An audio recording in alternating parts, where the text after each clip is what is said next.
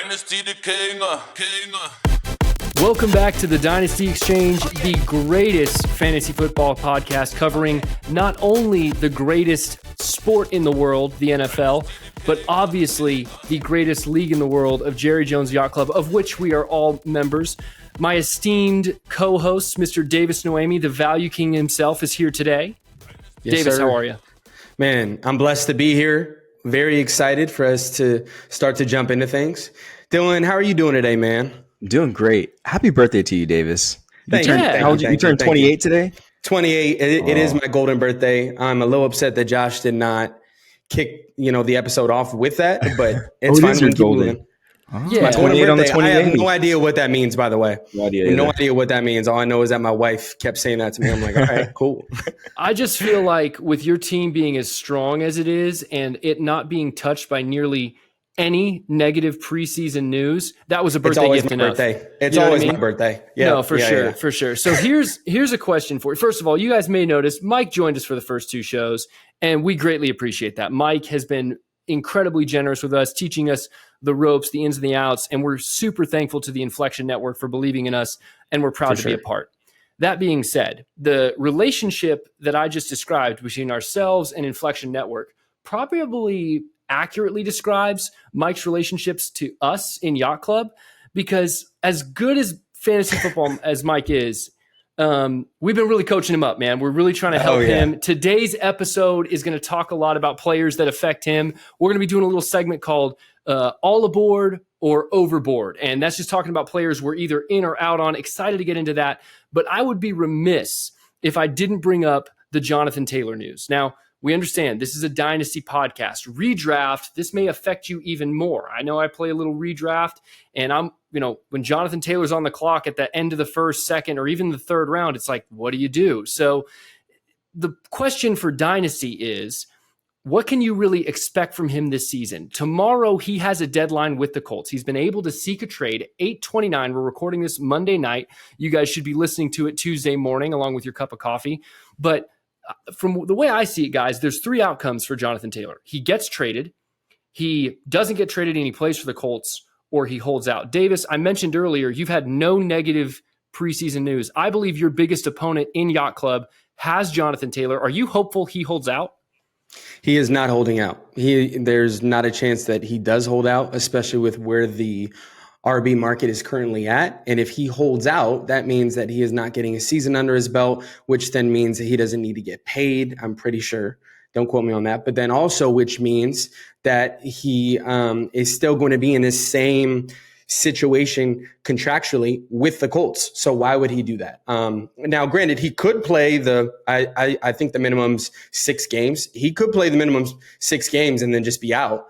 But there's not a chance in my mind that he holds out. Dylan, are you freaking out if you're the JT manager? No, not at all. Especially not in Dynasty. You make great points. I don't think there's no logical reason why he would hold out. Like even if he did play the minimum 6 to get paid, that doesn't help him earn another contract. So I just don't see him sitting out. If I have him in Dynasty, I'm not panicking whatsoever because he's not coming. Well, I know there were speculations of an injury, but if someone's willing to trade for him and pay him, he's not that injured. So speaking of that, though, so speaking of, I understand that you're talking contractually pay him, but if you are the JT owner, what do you want in order for you to sell him off your team? I mean, I know Reed has it in our league. That question.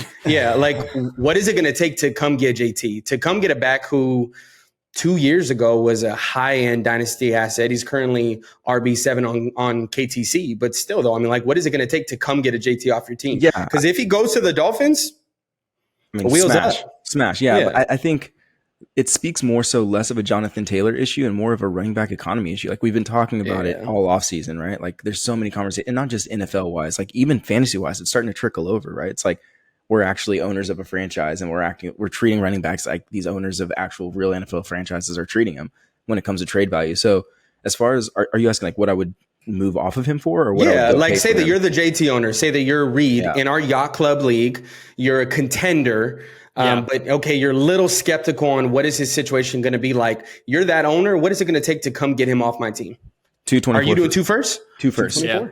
I think it has to be 2 firsts. I think if you're the JT owner, you have to hold right now because his value has taken a dip since that miraculous RB1 finish 2 years ago, like you brought up, Davis. Now, before we move off from Jonathan Taylor, where do you guys, other than the Dolphins, we've already touched on that, is there a landing spot? And by the way, I don't think he goes anywhere else. I think the deadline is tomorrow. I think he stays on the Colts. But let's pretend, a genie could grant your wish. For Wait, you're fantasy saying you think goodness, he stays on the Colts as a whole? I do. Like, you don't think he gets traded? No, I don't know about long term. I just mean this season. I have That's no what I idea mean, like in the next couple holds. days. Yeah, no, in the next couple days. In Okay. regards to the deadline of tomorrow, I think he stays on the Colts. I think it's far more likely someone would trade for him during the middle of the season if they were a contender and they had injuries. But where would you like to see him go? Like if you had a genie to grant your wish, is there a landing spot for Jonathan Taylor that, let's pretend, Davis, that you weren't going to maybe play against him in a playoff game or a championship game. For Jonathan Taylor's value to go up, he would be traded blank. To the Cowboys, to the Dallas Cowboys, and he will be the Zeke to the Tony Pollard. As a personal Cowboys fan, kind of halfway in, halfway out until Jerry Jones is no longer the owner.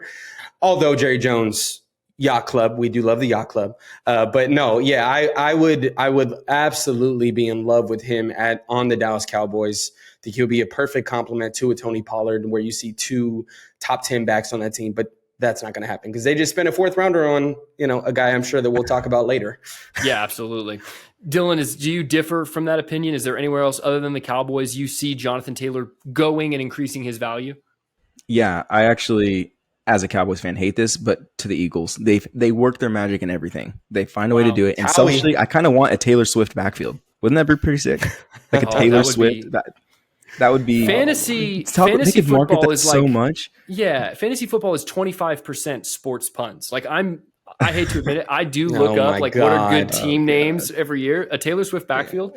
That's because you live for the corny names. You live for the. I do it's not. because he's a dad. Yes, he's you a dad. absolutely do. He's a dad. This man became a dad and was all for the corniness. It. I'm so hurt right now, but it's true. it's very true. Just listen, own it. Here's another Colt we need to talk about. Dylan, he was your guy this last episode going into 2023. I actually had the pleasure of being in Philadelphia and seeing this last preseason game where Anthony Richardson, A-Rich, rookie quarterback for the Indianapolis Colts, went 6 for 17 his last time out. And you just planted your flag on this guy. So the concern coming into the draft for him was accuracy issues. And this is where Mike not being here is good for Mike because he's getting unbiased, unfiltered opinion. He's going to get to watch the show and know what to do with Anthony Richardson in the Yacht Club. Should Mike be panicking, Dylan, or are you going to ride with him? Listen, I planted my flag and it's staying there. You get mother loving A-Rich or you die trying. All right. And to me, there's a few things that stand out, right? And there's going to be a common theme throughout this episode, I can tell, because I'm starting to get a little bit bothered with all these stats people coming at me and saying like, well, the stats say this and the stats say, I'm like, well, watch the film and tell me something different. Okay. That being said, with A-Rich, so you're going to say drops, aren't you? You're going to bring up 2 drops, huh? Well, no, I wasn't even actually. Oh, I'm sorry. I just was curious. Okay. All right. Got it. Yeah. No. Way to be facetious, but no, absolutely. There were drops. What I was going to say, if you watch the game, there's a few things with A-Rich and Davis, you even commented on this when we were talking. Sure. When he goes through his progression, it is phenomenal. And in that 20% time that he does, yeah, absolutely. Sorry, keep going down. So he goes through his progression, but most of the time he doesn't look flustered. It's not that he looks flustered in the pocket. It's not that he looks like he's trying to scramble and run every chance he gets. He's smart when he decides to run, and he's poised in the pocket. And to me, poise is something that you cannot coach. You can coach a quarterback to get comfortable. You can coach a quarterback on his mechanics, but poise is such a mental thing. And to me, A-Rich already has that. So they're not coaching him between the ears like a Carson Wentz. From what I saw in preseason, I did not see. All right, here's my question. Can someone really look poised in the preseason when there's no stakes and you're an early round pick? Like, what was the pressure? What was the moment where it was so heavy where he had to make a play? I mean, hold up a second. No, Josh, I'm going to say contrarian to that. It still is the NFL. I mean, like the lights are still on and you're still playing in your first NFL games, right? But even the play calling, right? Like, it's not like they're calling situational football. They're just going through a progression of plays of like, bro, you're thinking way too surface level. Like, you got to think of, even if it's a preseason game, he was the 4th overall pick going in. He's the face of the franchise. There's so so much more to it than just rolling up and playing He a looks preseason comfortable, game. is your point? Is that That's what I'm saying. Yeah, he looks like, comfortable it's not getting despite to the his pressure? head. Okay. Yeah, like you see Okay. quarterbacks sometimes where they just get like skittish in the pocket and they're wanting to get rid of it, or he just tucks and runs every play. Like I was surprised at how little he ran and how smart he was when he decided to run. Like he was running on and he was picking it up. There was a 3rd and long, and he has the ability as a 245, 6'5" quarterback to run and get that first down. So 6'4", 6'4". Let's not get Question. aggressive. I love that you just said that, Dylan, because I did see the poise, right? I saw the poise, and when he got through his progressions, like I said, the 20% of times that he did, he made a good pass or he made a good play, right? But he's also not he's not making the short, intermediate completions that you want to see that are going to get you up in the 60 to 70% completion percentages that you're going to be hoping to look for. Maybe 50, 60, but if he's throwing in 40 range, I mean, I am not loving that, especially like to the point that you just said. You were surprised he did not rush as much as you were expecting him to. So if you're telling me that the guy whose upside is supposed to be not solely based on all that he's going to be able to do on the ground, but okay, you're looking for him to get you 70 yards a game if he's not going to be throwing at an On the efficient ground, level. absolutely. So does that not cause you any concern, no, or is it to Josh's point? So like it is still preseason. What he doesn't have to prove that he's a runner. He was drafted because of his running capability. He blew out the combine because he's such a freakish athlete. Like, why would he need to run every play and prove that he's a runner? And like, to me, I'm actually more glad that he didn't run as much because we don't need to see that aspect of his game. We need to see him improve throwing. And so him actually taking more chances to throw the ball, which he didn't improve? Yeah. Bro, I'm with that's David. my point, though. 3 games That's in. the only thing I'm saying, dude. It's 3 games in. Dylan, here's what I would say. Listen, Here's what I would say. He's going to be developmental. He needs the actual reps, and I think he will get there. Listen, I get it. I'm planting my flag, and we'll see at the end of the season. No. I actually think here's what it's worth. I looked up his issue coming out of college, as far as I understood it, was that he struggled with completion. He threw for 53.8% completion percentage. Here's my question. That's in college. So if he's going out in preseason and throwing 6 for 17, I'm saying, he still struggles with that problem. But for context, forgive me, Josh Allen, Josh Allen, I know you hate stats, guys, but I'm going to support you. Josh Allen's completion percentage in college was 56.2. And Josh Allen was inaccurate until Stephon Diggs got there. So my last question on this A-Rich point is Michael Pittman, is Alec Pierce, are the weapons around him enough where he can elevate, or do you think they need to bring someone in? They need to bring someone in, and I think – so everything that you just said, my whole point of bringing up the poise of A-Rich is like they don't have to coach that in him. They can just coach fundamentals and the actual mechanics of being a quarterback. That is why I have confidence in him. Look at Carson Wentz. Carson Wentz had all the tools, but between the ears was destroyed, and it just actually derailed his career. Okay. So you don't have to coach the poise and the mental aspect of it. The guy's a go-getter. I have confidence that they'll be, with that coaching staff, be able to coach him through it. So, fellas, I think that's a great point, Dylan, and I do see what you see. I just struggle so much because you're so in on him and so out on Fields. So I struggle with the parallels. Agreed. Thank you, Davis. Thank you. But with that being said, since we're on the topic of quarterbacks who struggle throwing the ball, Trey Lance, he I love this so much. Is a Dallas Cowboy. So us three, we're obviously kind of happy, a little bit confused. Dak Prescott's a little upset. We don't know what's going on. But in our league, I went and I took a second and I sent it over to the team that has Trey Lance. I went and sent a second and got denied quickly. A second? For context, that's an overpay. For those that are listening, they bought Trey Lance maybe a couple months ago before the rookie draft for the 107, which ended up being Quentin Johnston. And a second rounder. So they're being stubborn, like, no, we don't want to lose out on profit. You already lost out on a profit. So was I outrageous for sending a second? Like, was that too shallow? Not Josh, remotely. based on what you're saying, I was going to overpay, right? Trey Lance is done, dude. That was so kind of you. No, how is it? How is it not? It was denied quickly, Josh. Quickly. Listen. We've all done this as dynasty owners where you believe in a guy so much, you're 6 feet under and you want to stay there and hope for a miracle. And Trey that's Sermon? what the owners of Trey Lance are doing. Yeah, Trey Sermon, great example. He's on my Speaking team of right bad now. trades, speaking of bad trades, because Josh, we already talked about your bad trade last year. Dylan, what was your worst trade that you've ever done? I ever did, or my especially like the co-owner? Yacht Club. That's a good point. Let's get into that a little bit. Here's with that point, Davis, how, like the Niners figured this out. If the 49ers like, listen, we completely messed up. We made the worst trade in history. Somehow we've kept our jobs and we're shipping him out for a fourth. It should be the equivalent of what you're asking for in a dynasty league. Some dynasty leagues don't even have fourth round rookie picks. I would be lucky to get a fourth. This is a death sentence to his value. You're the value king, Davis. Tell me the path for Trey Lance to be relevant again.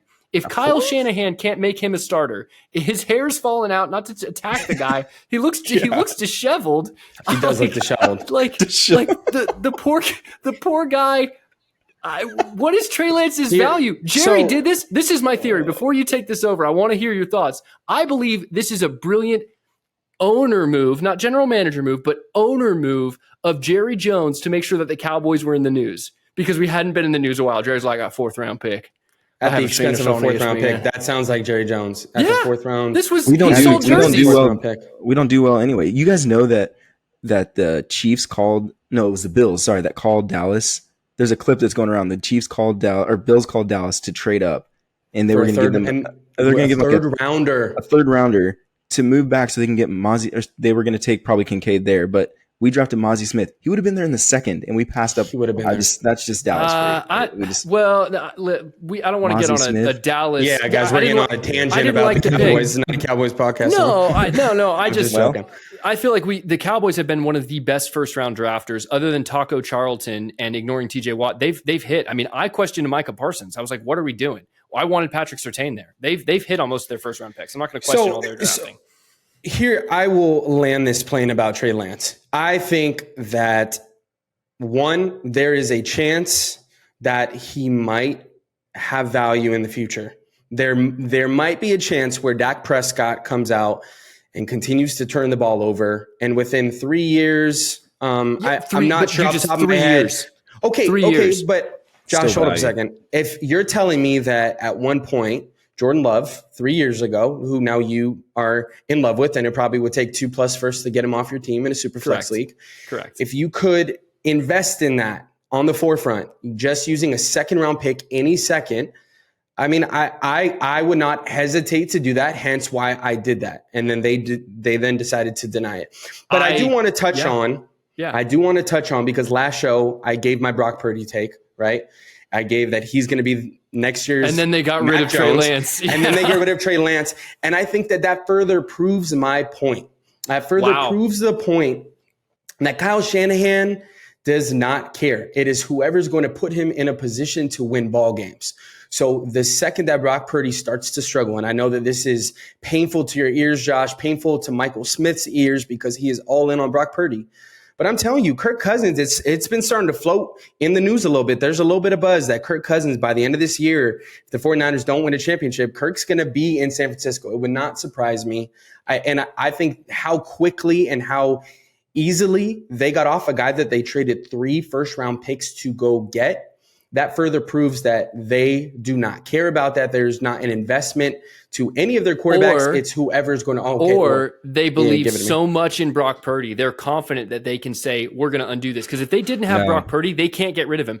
Listen, there's no way they keep their jobs if they cut Trey Lance and they didn't have Brock Purdy to take the reins. That's the other side of the story. And I believe, like Mike did last show to challenge you, Davis, I believe they believe in Brock Purdy so much, they're willing to say, hey, we're going to look like fools in front of everyone. We're going to go down as one of the worst trades in history and not save face by keeping this guy on the roster and saying he needs to develop. We're so confident in our future, we can just admit we messed up in the past. That's the other side of the story that I think we need to pay attention to. I think it's an endorsement of Brock Purdy. I really do. That's how I see it. Dylan, be the tiebreaker.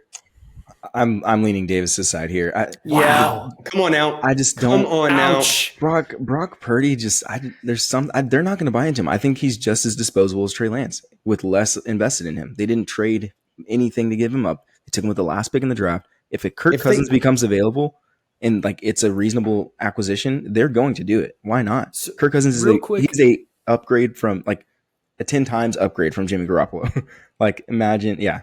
Go ahead. I think Brock Purdy could be good. So quick price check before we move on for our listeners out there. If you have Trey Lance right now, what you've got to sell him, right? And what's an acceptable return? Any second. Yeah. Any second? And I would pay a second. I wouldn't trade Trey Lance for a third. I would not trade him for a third, man. I would. No. He's a quarterback in a super flex league. You're the value king. Pause real You're the quick. value king, Josh, so I'll trust you. You traded last year a third rounder for Colt McCoy, correct? Who's no longer on the Cardinals roster. But he was starting at the time. Correct. And I'm not saying that to air you out. We're talking about a quarterback that has first-round pedigree. Trade. Yes. We're talking about a quarterback that has first-round pedigree. Why would you not just hold on to that quarterback if Dak Prescott went down or if Dak Prescott struggled? Why not Cooper Rush hold on to that risk? But what is a third rounder going to do for your franchise? Josh, question. Would you trade Malik Willis away for a third? No.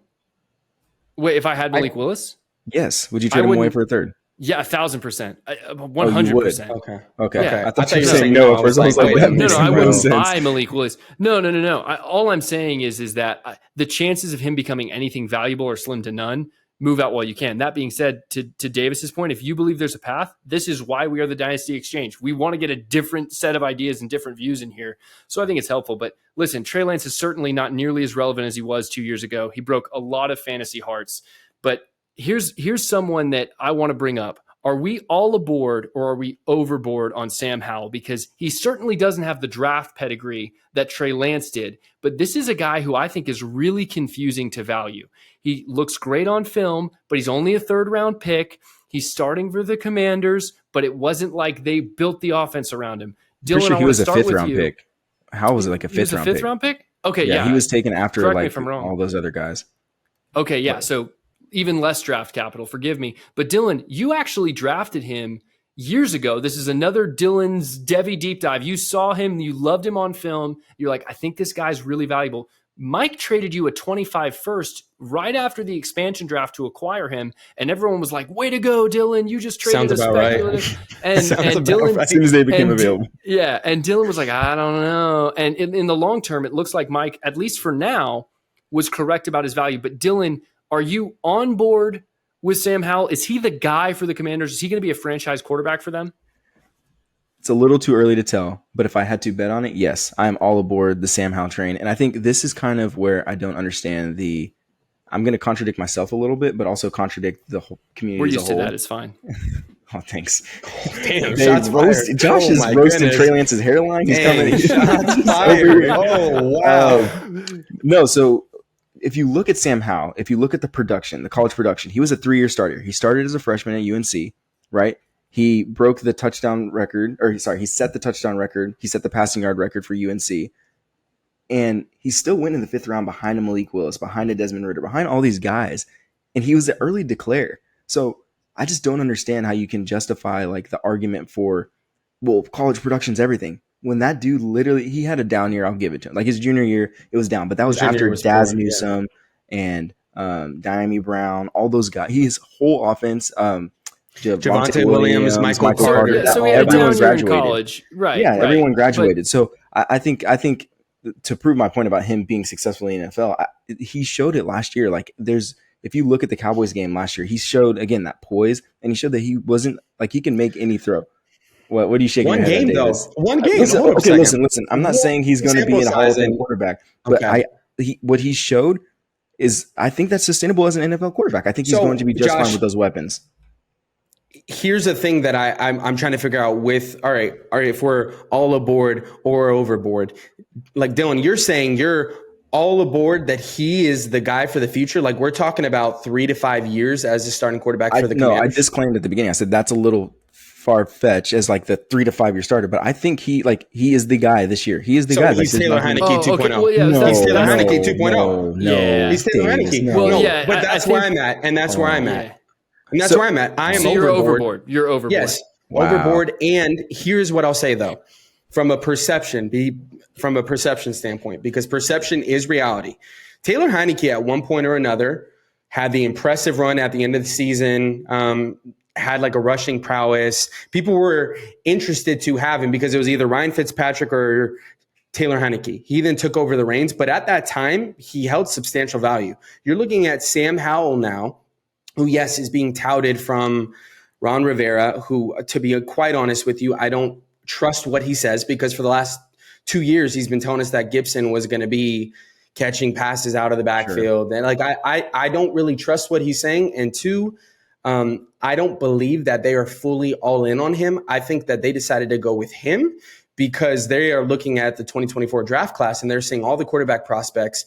And okay, well, let's put somebody in there who, okay, if he does hit, then okay, that sounds nice, but more likely or not, we're going to have a Davis Mills or we're going to have a Taylor Heineke. And if you can get a first round pick for Sam Howell, so you're saying sell him now. Sell him now based on. Okay. But I'm overboard that he's their guy. No, so the difference to me is like Ron Rivera needs to win games. Like I think he is in the hot seat. So why would he just put a quarterback out there and then hope that he wins games? Jacoby Brissett, we know, is he's a competent quarterback. He did just fine for the Cleveland Browns last year.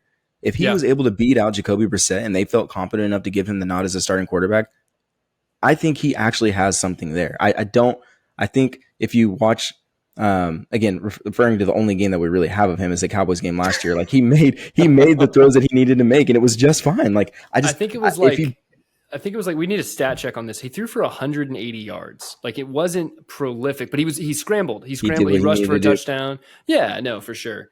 I hear you. So here's Josh. Are you overboard? Davis brings up. Well, let me unpack here. Let me cook. Let him unpack it quickly for us, okay, Dylan? Jeez. I think. I feel like Dylan on Christmas Day. Dylan on Christmas Day is the guy that literally just rips the box open, 100%, but doesn't enjoy the wrapping that took place. The hour, no tradition that was put in the wrap. Absolutely, not a process guy, a results guy. No, here's my point, and Davis, I think you already made it. When you're playing Dynasty, you have to ask, where does this guy fit into a timeline? If you're looking for a one-year starter with upside, I would say I'm on board, right? But I think the question really is this a franchise guy? The question is, did the Commanders find a franchise guy? And ultimately, when I use that as the criteria, I'm going to be overboard on this, not because of Sam Howell. I agree with Dylan's take. I think Dylan is exactly right with what he seems on film. I think Sam Howell's a very competent starter, but we know in the NFL that situations can be more important than the actual talent there, right? I actually did some digging. I'm a numbers guy. Do you guys over under on 10 starting quarterbacks over the last 5 years? For the since 2018 for the Commanders. How many quarterbacks do you think they've started? Over under 10. I'll make it easy for you. 14. Over. Good guess, Dylan? Over. I'll say 16. It's actually only 13. Thank the Lord.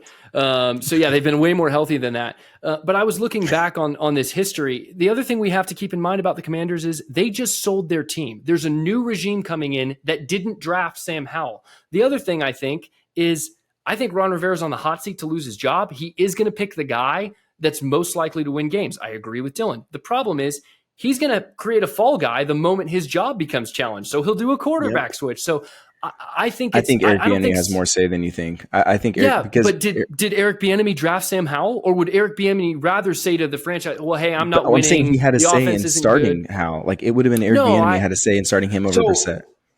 From a value standpoint, Dylan, since you're the only one from us three that's all aboard on him, what would you need from somebody in our league to get him off your team? We're talking about a starting quarterback where you price JT 14 as teams. I was about to say our league is 14 teams, so that's a little different. I mean, I would want two first. Yeah. If I'm getting rid of him, I want two first. Oh God. Yeah, he's a starting. He's a young guy. Let's be charitable to the listeners. Not all of them are in the, they're not in the yacht club. 12-team super flex. A first standard. And second. A first and a second. Okay. Mm-hmm. And Davis, you're saying sell him now and don't run the risk. Any first. Any first. 25 first? Yeah. 25 first. 1,000%. As long as it's not like it's not like it's that it's going to be late. It's the guy that's going to be the champion for the next 2 years. But other than that, I'm taking any first just to get off Sam Howell. 14 team as well? Yeah, a first and a second. You're getting a little more. Yeah, no, agreed. Agreed. The deeper the league, the more you have to come up with capital. But listen, there's a world where Sam Howell succeeds. It's such an uphill battle. I don't see it happening. So listen, the preseason has been full of a lot of storylines. And Dylan, to your point, I liked what I saw from Sam Howell in the preseason. But I want to now highlight some of the biggest winners of the preseason. We've all picked someone we felt has really shown out in the preseason. And guys, I'm in a conundrum. Like, I've been a Dynasty player a long time. I just need some counseling. You guys are my friends. We've known each other for years. Dylan, obviously you and I since fifth grade. Davis, you and I have known each other for 3 years, the whole of the Yacht Club. You guys have run into this. We're brand new at being public podcasters. We've done a show for a long time for just the other owners, but we could always control when that show came out. Am I a player or am I a podcast host? And here's what I mean. I really, really like my preseason winner, and I want to trade for him. But I want to trade for him before the show comes out so I don't get out leveraged, because they're going to know. So do you do it on the podcast? I would send it right now. I would send it right now. Absolutely send it. Because it's who are you talking about, though? It's to Mike's team.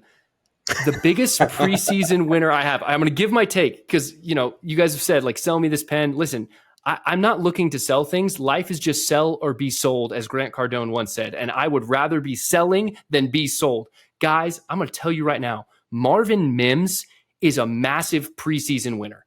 Sometimes it's better to be the last man standing than the guy who tried to reach the mountaintop. The Denver Broncos got absolutely decimated in the preseason. They lost Tim Patrick, their perceived deep threat. Jerry Jeudy is going to miss some significant time. KJ Hamler is also going to miss significant time. So you have 3 wide receivers just move out of the way for Marvin Mims to move up into at least the number 2 role. Do we agree with that, guys? Yeah. Oh yeah, for sure. Okay. Another little fun fact when I was diving into him. Do you guys know how much he averaged per reception in college, this last year of college at OU? He was the 17 yards. He was the 17 yards? Catch. Dylan, what's your guess? I would say like 19-20. It was 20 yards per catch. That's insane. Yeah. Did you also know he had That's more insane. receiving yards in the same conference as Quentin Johnston?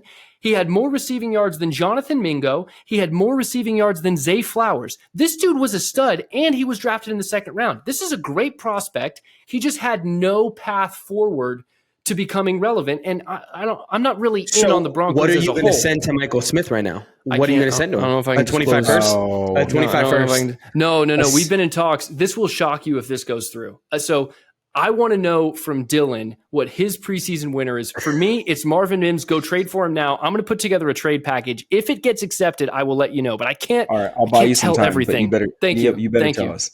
My preseason winner is someone that's he's been the talk of the town when it comes, especially on our podcast, at least when it comes to preseason winners. And it's Kenny Pickett. I think Kenny Pickett has proven that he's taken a step forward. And again, like Josh said, it's games that don't matter because it's preseason, but still he's gone through, when he's been in there with all the starters, he's gone through his progressions. He's hitting Pickens down the sideline. He's hitting Deontay Johnson down the sideline. He's hitting Freiermuth down the middle. And I just think that offense actually looks to be clicking. And for me, one of the biggest concerns that I had for that offense was Matt Canada. But even to me in the preseason, it looks like his play calling, Matt Canada, has stepped it up. I don't know. He's opened things up. I was about to say, Josh, I know you brought up, I can't remember if it was offline or on an episode, but you brought up how he dumbed it down for Trubisky. Yes. And that was part of why the offense was so lame last year. And it's very, very obvious that was the case because Pickett he looks great. And it looks like that offense was tailored for him. And he's looking a lot like he looked at Pittsburgh where he was just slinging it left and right. And so I like Pickett. I know we've talked about him quite a bit, but what do you think about Pickett, Davis? I think, I feel like we spoke about it last week. Now I'm so torn. No, continue. Oh my gosh. No. Hold up a second. No. We cannot just give us a sneak peek and then tease us. Come on, dude. Listen, this is, Josh, guys, we're the only ones this is here first right now. world It's okay. problems. I know, but Dylan, you don't realize what you just did, okay? I didn't know that your preseason winner was Kenny Pickett. For Kenny Pickett. He's trying to trade for Kenny Pickett. I'm trying to trade away George Pickens. I'm open to trading him away. Mike has been talking and trying to get Pickens away from me, and now I just sent him Pickens in the riskiest trade. I feel like I'm in high school texting my crush, and then Dylan's like, involved as well? Yes. Oh, wow. I'm telling you the trade. Wow. It's Wait, spicy. Davis, who's your preseason winner? Because is he involved in the trade? No, he's not involved in the trade. No, Thank somehow. Hey, at some point, one time or another, we have to get a 3-person trade going on live show. But no, that's not going to happen today. My preseason. No, you'll be fine. It's not going to air till tomorrow, so that just means that you need to sell the pen tonight. Yeah, you better close I the gotta deal. close. My preseason winner is Trevor Lawrence. It's pretty simple. It's honestly, I think it's a safe take, and I try and be spicier. I try and have more conviction, but I feel like this one's just too obvious and too out there for us just to ignore. I truly believe that Trevor Lawrence, by the end of the season, because of how good their offense is, because this is going to be the second year in a Doug Peterson offense, I think Trevor Lawrence is going to be considered in the top 5 of Superflex quarterback category. I think he's going to be right there with a Justin Herbert. He might even surpass Justin Herbert. I think when you think of somebody that is on an elite offense that just added, so you had Christian Kirk, you had Zay Jones from this past season, you have Travis Etienne, but then you see the addition of what Calvin Ridley is going to bring to the offense. You see what the explosiveness between the tackles that Tank Bigsby adds, and they extended Evan Ingram. I mean, literally the wheels are up on this offense, and I truly believe that he is going to be. I mean, I'm setting the mark. He's going to be QB5 or above this upcoming season. Wow. I know that's a spicy take, but we have not even seen him start to tap into the rushing upside that he showed when he was at Clemson. I mean, he's shown that he started to take the steps. Very mobile. And he's what, 6'5"? I just don't think he'll have to run. Like, I don't think he'll need to run. No. He won't have to, but similar to what you're saying of, it's still there. I mean, the opportunity, like what? If he adds a 400, 500 rushing yards to already increasing his efficiency with the weapons that he has, we're talking about a quarterback that is like, he is destined to have a successful season. So for me, he is the biggest preseason winner just because of all the additions that they brought in, and that he's going into a second season with a competent coach. I got a question for you guys. Go ahead, real quick. It's a Pickett Lawrence question. I'm not comparing the two, but could Pickett be like the discount version of Trevor Lawrence? Because you're talking about the rushing upside. No, but that's also going for him. I was thinking more so of rushing upside, because we know Pickett has that sneaky rushing upside as well that he didn't really display. I'm not saying he's Trevor Lawrence, but could he at least be 50 cents on the dollar of Trevor Lawrence? I mean, right now he's going as QB 17 on KTC in Dynasty. I could see him flirting with throughout his career. I'm not sure I want 50 cents on the dollar when it comes to for the price. I'm saying, like, because right now Trevor Lawrence is like. Yeah, sure. I don't think there's a realm of outcomes where Kenny Pickett is going to end up a top 5 QB. I agree with Davis completely. Yes, Trevor Lawrence, he can end up as the QB1. And here's what I love about you bringing him up, Davis. I don't know if it's just my Twitter timeline. If you are a Dynasty nut, you are on Twitter, you are following a ton of guys. There have been breakouts, forgive me, X, highlighted. X. It's breakout season. It's everyone my guy's season. And no one is talking about Trevor Lawrence. And nobody. I really struggled between my guy of DJ Moore and my guy of potentially Calvin Ridley, because I love seeing an elite wide receiver go to a developing quarterback. That's the bump you see. The problem is literally no one is talking about how that's going to help Trevor Lawrence. I don't know if Calvin Ridley is that much better than Christian Kirk. That's really been the debate I've seen, is like people like Calvin Ridley or Christian Kirk. The winner for sure is Trevor Lawrence. It's not even a debate, though. Yes, it is, bro. It is. It's not a debate. Calvin Ridley from a skill standpoint, of course, Calvin Ridley. But I'm saying Christian Kirk is so underrated, bro. Did you see what he did last year? He was hold up a second. Hold up a second. You just said, to give listeners context.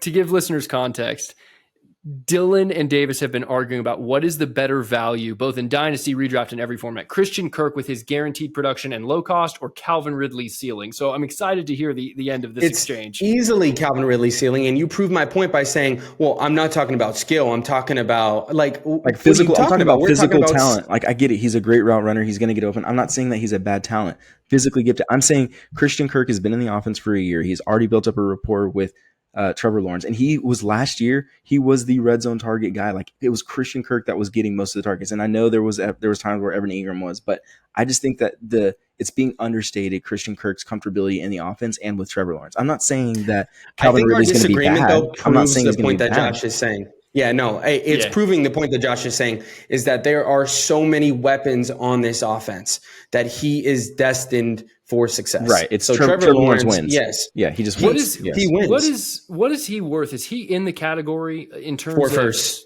For Yeah, first, he's like yeah. not First untradeable, but like you have to give me a very, very compelling offer if I'm even thinking about it. He resets any franchise. He really does. He's one of those guys that can reset. He's a franchise. first-round startup pick. Trevor Lawrence, or Easily. Justin Herbert. Lawrence. Man, that's tough. I'm going gonna Lawrence. go Herbert. Lawrence, I'm gonna go Lawrence Herbert. or Lamar. Lawrence or Lamar. Oh, Lawrence for sure for me.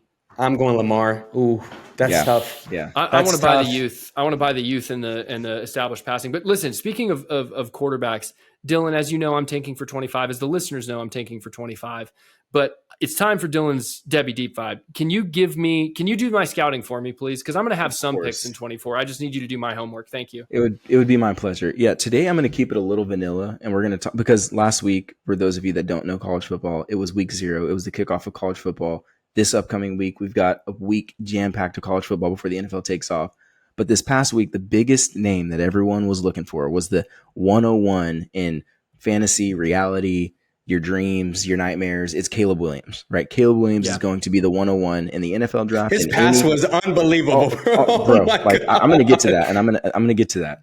But Caleb Williams is the hands down 101. So anyone tanking for 24 picks, you want that 24 101 because he is. And I'm going to get into this term because we get it tossed around a lot, generational, right? And I wanted to talk about Caleb Williams because of that. There's so much talk about generational this, Bijan's generational, A-Rich, like there's the generational getting thrown around. I'm not saying he's not, but there's certain criteria, and I'm going to dumb it down the best I can and explain my philosophy. Again, this is my philosophy. If you disagree, you don't like it, let us know in the comments, and I'll try to revise it for you and make it make sense. No, I won't revise it at all because we're right and you're wrong. Anyway, continue, Dylan. I got your back. Yeah, thank you, sir. So Caleb Williams, like I said, he played this past Saturday. He went 18 for 25, 278, 4 touchdowns, threw an insane pass that was just on one of his touchdown passes. Like that is otherworldly. It is Patrick Mahomes level type play. So when we talk about generational, to me, there's 3 categories that I kind of talk about players in, and this is for all skill positions. Now, the criteria is a little different because obviously we evaluate positions a little differently, right? So for me, when it talks about quarterback, there's the athletes, right? The athletes that you draft, like the Justin Fields, who's a crazy athlete. He's a good quarterback, not a great quarterback. He's a good quarterback, what we saw in college. A-Rich, he's a good quarterback? I didn't know that. I said in college. Wow. I said in college. Listen, once again, can we clip that? Can we just save the show right now? He's a good quarterback in college. We have yet to see it in the NFL. That's why he's under the athletes category. He's an athlete. Okay. A-Rich is an athlete. Those guys are athletes that you want on your fantasy team because you know they're going to produce on the ground. They're going to give you points, right? You want those guys as their first round for their athletic upside. Got it. Correct. And when I'm talking draft, I'm talking in terms of fantasy drafts. And then you have the what I'm going to call the practical executors, right? These are the greats, the Tom Brady's, the Aaron Rodgers. Those guys are mechanics. Their mastery of the technique of playing quarterback. Joe Burrow, yeah, those are your pocket passers, right? But they like have an exceptional level of mastery of their position because of their knowledge of the game and their execution on the mechanics, right? And then there's a tier of what I consider generational. Patrick Mahomes, Caleb Williams. What separates those guys is they have a little bit of all of what I just mentioned. They're not freak athletes, but they have the mechanics. They can scramble. I think Aaron Rodgers belongs in that tier too. Just to be honest, I don't know if he's generational. I think he's good, and don't get me wrong. Generational means that he was the best in our generation that we've ever seen. Yeah, we're talking about prospects. We're talking about prospects. Yeah. We're talking more so prospects. Before they come into the NFL. Yes. Got it. And Tom Brady may be a stretch because he wasn't necessarily a great prospect. I see what you're saying. As a prospect, I'm seeing. Do they already have the resume? Because I thought you were talking about career. I'm like, I'm not. You just put Tom Aaron Brady Rodgers, and Aaron Rodgers below. Aaron Rodgers is one of the greatest. I'm not diminishing his. Got you.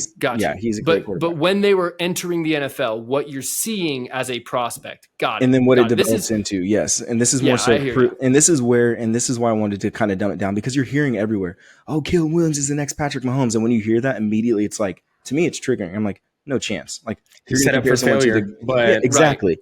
But you actually might. The difference is in this kind of tier that I'm describing of the generational player is they have an instinctual and innate football instinct. Like it's just like Caleb Williams. Just a crazy IQ. Play, yeah. Well, it's not even an IQ. Yes, it's an IQ thing. It's literally an instinct. Like that's just it's a moxie, bro. It is He's like just Patrick. It's Patrick Mahomes. It's that scene from Good Will Hunting where he was like some Mozart saw a piano and he just played math for me as I just played football for Caleb Whatever Williams. Analogy you need to use. That's what it is, though. It's literally this instinct. Like I don't know how to explain it. Like I'll use the play that you were talking about, Davis. Right? Snap. Yep. Caleb Williams gets a snap, fumbles it. It goes between the running back's legs. It's like 5 yards behind the line of scrimmage. He literally picks it up, doesn't even look. Chunks it basically as far as he can. He knew that his receiver was on a go route. Were on a go route. He had two receivers in the same vicinity. He had two. Threw it down there. One of them catches it. We can link the highlight of that play because I haven't even seen it. If you're on Twitter or X, whatever, you're going to see that highlight. It's everywhere, or even Instagram. So my point with that being is the generational players like the Patrick Mahomes, let's use the running back example of Bijan. The reason why he's considered generational is because of his instinct and what he does on the field.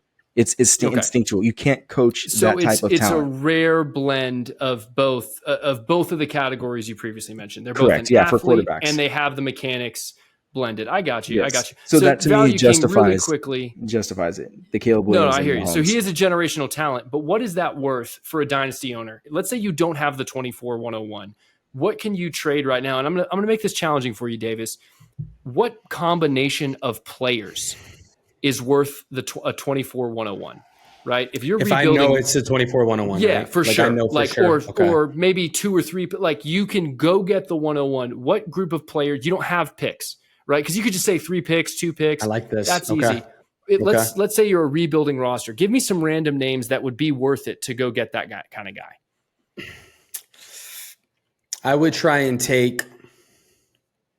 If I want to go get Caleb Williams. Right. Because it's got to be accepted. This is not like, Chris Godwin. Right? Like, of course. Yeah, if I want to go get him, if I want to go get him and say that I have a Kenny Pickett, right?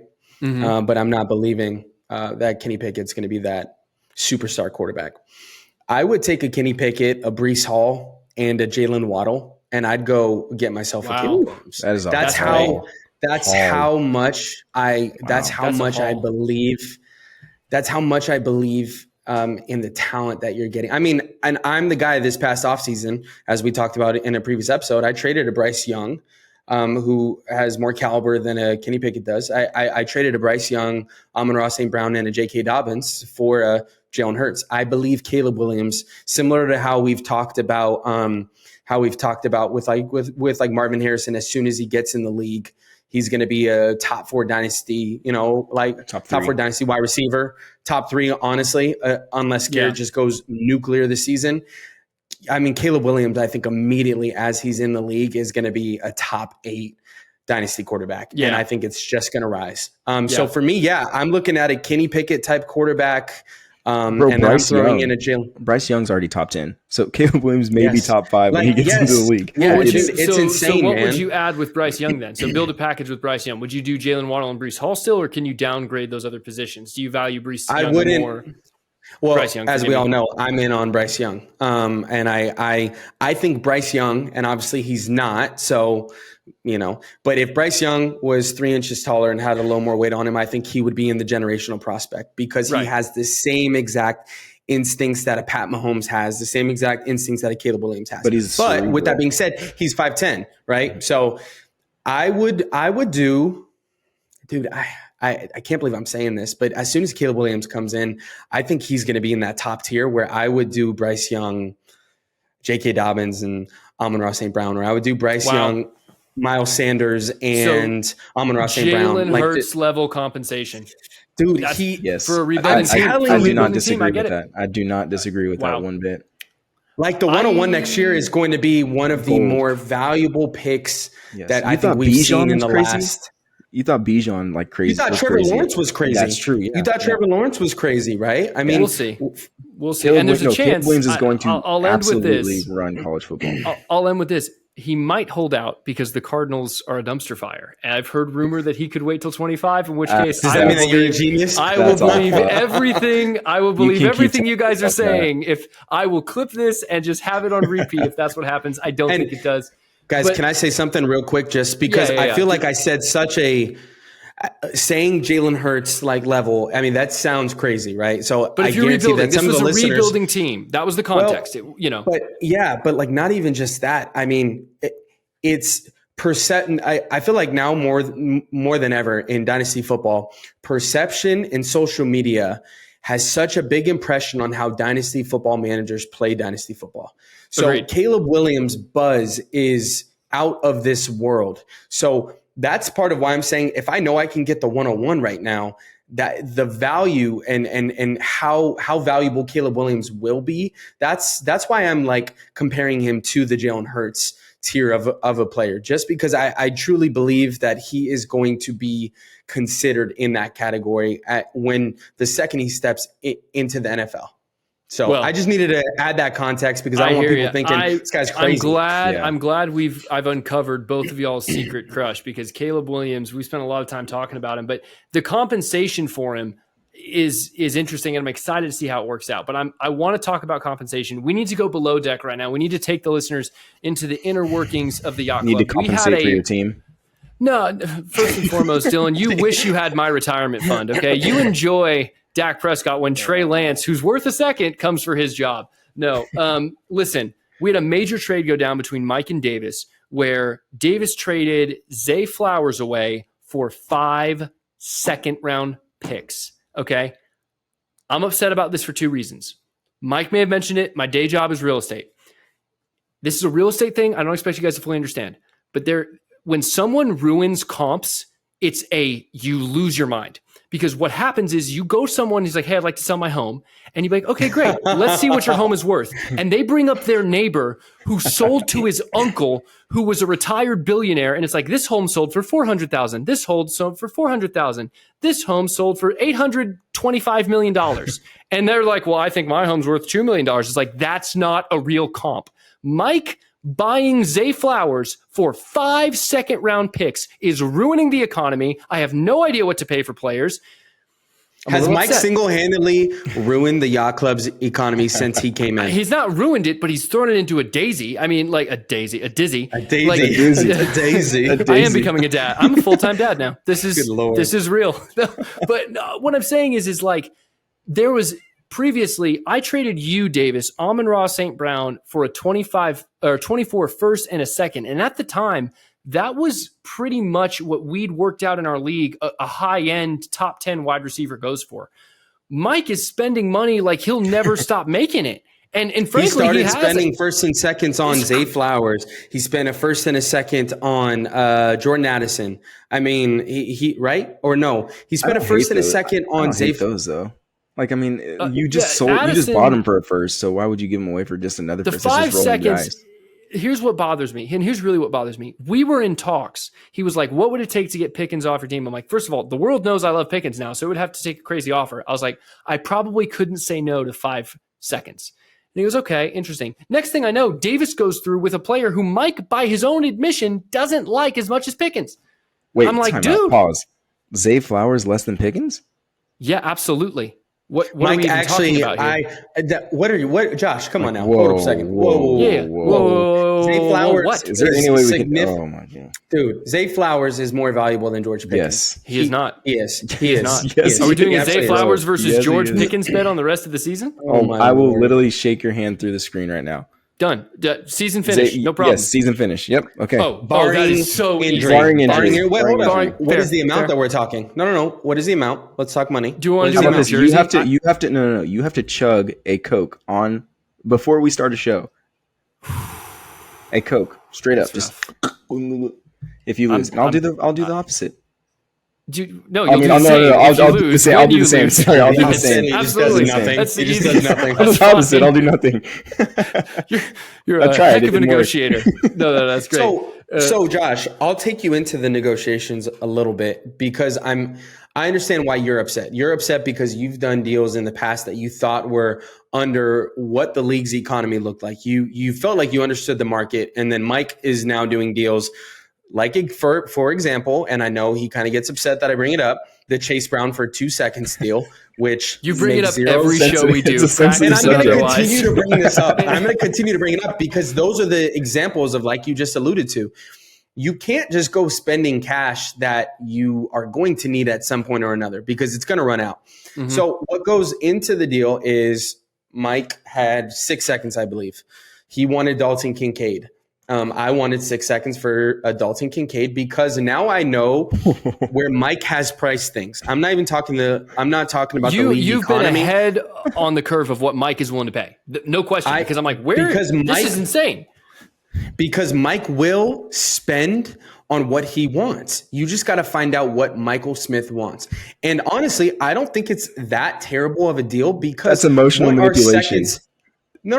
Hold on a second. What are seconds in the grand scheme? That's good business. Yeah. What are seconds in the grand scheme of things?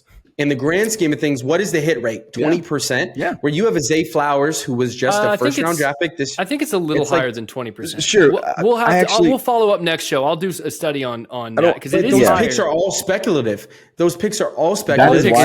That is why I don't hate the trade. That is why Mike called me afterwards and we were talking about it. And I told him, like, I don't mind it. Like, go and get your guy. You weren't going to part with him for anything less. Like, what is 5 seconds equal to you in first? Okay, so for me, that's probably too late. It's not first too and a first. half. No, it's not too first. It's not. No shot. It's not. No shot. Okay, here's what I'll say.